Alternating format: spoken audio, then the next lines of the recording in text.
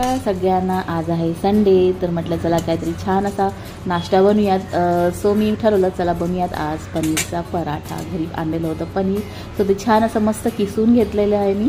त्याच्यात आता मी ॲड करणार आहे 1 चमचा धना पावडर। जिरा पावडर असेल तर तीही तुम्ही ॲड करू शकता, माझ्याकडे नव्हती म्हणून नाही टाकली। चटपटीत बनवायचं म्हणून ॲड केला आहे 1 चमचा आमचूर पावडर, अर्धा चमचा हळद, 1 चमचा लाल तिखट ॲड करणार आहे। तुम्हाला जेवढं तिखट हवं तेवढं तुम्ही ॲड करू शकता।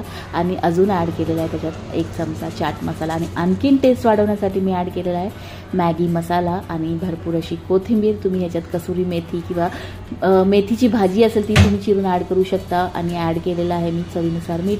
छान मिक्स करून घेतलं। आणि हे बघा आपलं आता हे जे स्टफिंग आहे पराठ्याचं ते रेडी झालं। आता इथे मी घेतला आहे पिठाचा गोळा।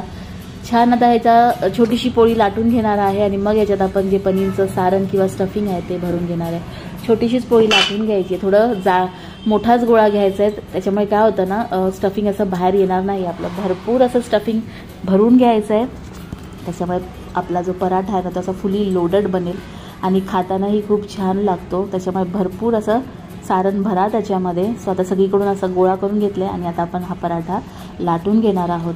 सो छान असा गोळा तयार करून घेतला आहे आणि आता दोन्हीकडून पीठ लावून मस्त असा मीडियम जाड पराठा मी लाटून घेणार आहे। जास्त पातळ लाटायचा नाही आहे, जेवढा जाड असेल ना तेवढा स्लो गॅसवर भाजून मस्त असा क्रिस्पी क्रंची पराठा तयार होतो।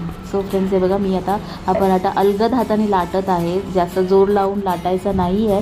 जास्त जोर लावला तर काय होतं ना स्टफिंग बाहेर येतं, सो त्याच्यामुळे अलगद हाताने लाटायचा आहे। सो आपला हा पराठा आता लाटून झालेला आहे, तवा तापलेला आहे, छान असं मी तूप टाकलेलं आहे तव्यावरती आणि छान असा हा पराठा आता मी भाजून घेणार आहे।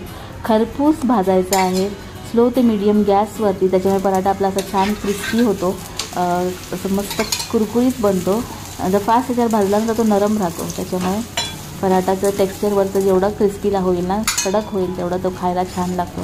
तसं दोन्ही बाजूनी छान तूप टाकून मी याला खरपूस भाजून घेतलेला आहे। ते बघा फ्रेंड्स आपला पराठा छान असा रेडी होत आहे। तुम्ही आज संडे स्पेशल नाश्ता काय बनवला ते मला नक्की कमेंट बॉक्समध्ये कमेंट करून सांगा। सो आपला हा मस्त पनीरने भरलेला फुली लोडेड पनीर पराठा रेडी झालेला आहे। सो मी तो सर्व केलेला आहे सॉस, टोमॅटो केचप आणि दह्याबरोबर। तुम्ही लोणचंही घेऊ शकता। तर कसा वाटला तुम्हाला माझा आजचा संडे स्पेशल नाश्ता पनीर पराठाचा ते मला नक्की कमेंट बॉक्समध्ये कमेंट करून सांगा। पुन्हा भेटूयात, धन्यवाद।